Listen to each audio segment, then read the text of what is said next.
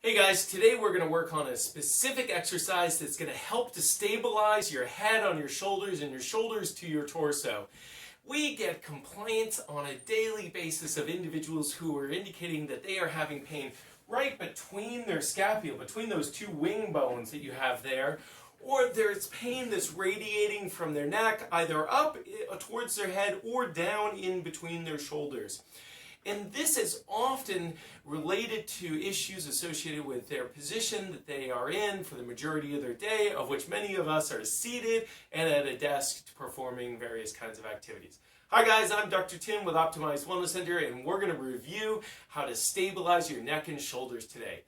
This is clearly one of the most agreed upon exercises amongst medical doctors, physical therapists, exercise performance individuals, as well as chiropractors and the like. And this is the best way that we can help to generate endurance to be able to perform activities on a repeated basis without failure and without injury, and limiting any potential complaints of pain, discomfort, or aberrant movement patterns, etc. So, whether you have been instructed upon this or not in the past, this is in fact what is true behind any exercise that you're doing, whether when you were a young child on a team, or you've been going to the gym, or working with a trainer, or anyone of the like. And that is that we first have to be in the right posture to perform the activity that we want to perform. Secondly, we have to use the right form. How am I going to do what I am going to do? Thirdly, we have to build endurance, our ability and capacity to be able to perform that activity repeatedly without failure. And then lastly, would you build strength. Now, I wouldn't tell you to go and lift a refrigerator and hurl it over a fence unless I had previously instructed you in being in the right form to be able to lift such a heavy and awkward piece of equipment. And we had started with some much lighter things and created the endurance and repetitive increases to strength to be able to do something like that. That would just not make sense at all. So I'm going to train you to how to have the right posture, form, and endurance to be able to do all of your daily activities, which is going to be this exercise here. Now, we call this just very basically a head and shoulder stability exercise, but specifically it is going to be working on a singular muscle and doing our best to attempt to try and isolate that one muscle, which is so critical to our ability to be able to maintain that without failure. And that muscle is called the rhomboids. And the rhomboids are muscles that sit, if these are our scapula, the wing bones, and our spine lies right in between, it's a muscle that lies on the edge of these wing bones, the scapula, and goes and attaches to the spine. And then on the opposing side, it goes from the spine to the scapula. And every time we raise our arms out of our center of gravity, or move it out of our center of gravity, the rhomboids come in and they contract and pull the scapulas in towards the center of the spine to help to stabilize this crane that we have, that we are using on a daily basis, hundreds if not thousands or tens of thousands of times a day, depending upon the activities you do. So that scapula will come in towards the center to create stability for our arm to be able to do all of these activities, putting things on a shelf, driving, typing on keyboards, eating, all kinds of activities like that. And so cranes, much like in a construction atmosphere or an engineering atmosphere, have a cantilever in the back, which would be lead or some kind of liquid or something of that nature that would be heavy and to stabilize it. And they're using weight as a mechanism to be able to stabilize it. We use a muscle, and that muscle is called the rhomboids. So for us to be able to isolate for the rhomboids as best as we can, we need to get into the right posture. So posture is where we have the least amount of muscle requirements to be able to maintain, neutral posture I should say, is where we're using the least amount of muscles to maintain our current position.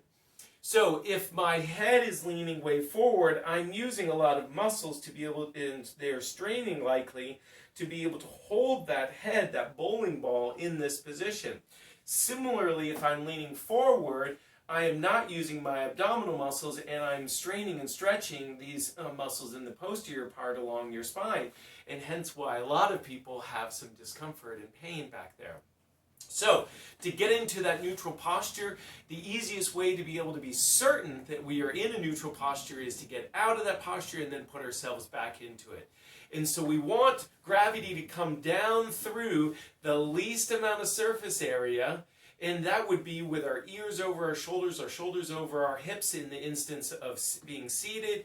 And if you were standing, then the hips would be over the knees, and the knees over the ankles, and the ankles over the ground. So again, gravity's coming down, straight down through the least amount of surface area. So we're going to start with our shoulders. And with our shoulders, we're going to bring them forwards, up, back, and then drop them in back down on the posterior side there. So we're creating a box coming up, back, drop, there. And you could imagine visually if you had a jean pocket, just like your jeans pocket here and there. So when we pull our shoulder blades forward, up, back, and then dropping those scapula into that jean pocket and holding them in that position. So now we're certain that we have our shoulders over our hips, and from here what we're going to do is we are going to now get our head in the right position so our ears are over our shoulders. So the way to do this is we're going to jut our chin straight forward and straight back, not up, not down, but just going straight forward and back. So maintaining this shoulder position, we're going to go straight forward and then straight back. And it doesn't have to be so far that you're choking, but rather we want to make sure that we've made an effort to try and get our ears over our shoulders and our shoulders over our hips. So now that we've gotten into that neutral posture position, we need to work on the form. So the form component associated with this is where we're going to have our elbows at 90 degrees, and they are going to be glued to our rib cage. And with these elbows at 90 degrees and glued to our rib cage, we're going to externally rotate, and our elbows are just going to pivot from our rib cage.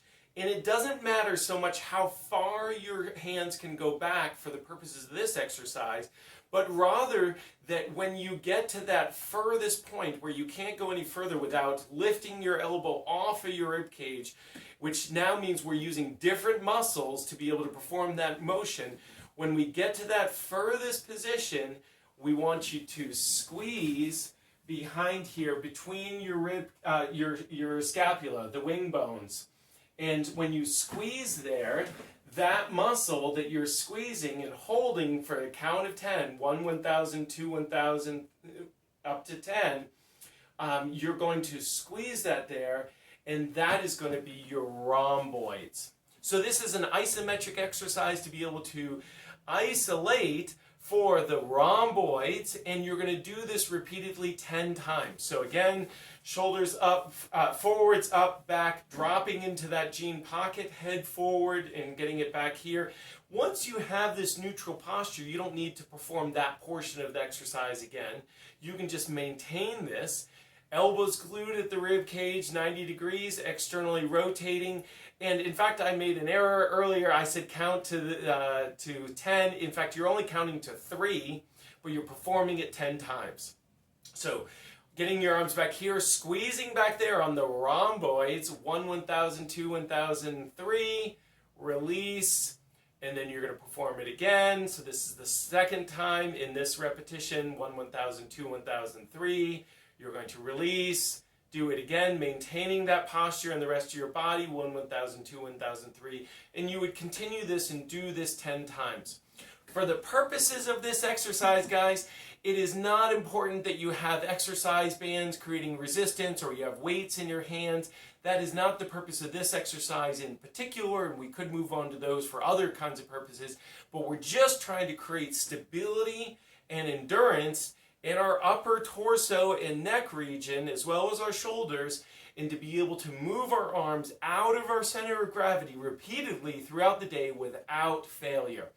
So, guys, this is Dr. Tim with Optimized Wellness Center. If you found this exercise to be helpful and useful, please post a like, click the button there, share it with some other individuals. If you have a question or if you have a comment or another way that you perform a similar kind of exercise or this same exercise, leave it in the comments below. That'd be really great, and I'll make sure to respond to that. Have a wonderful day, and I'll catch you on the next video.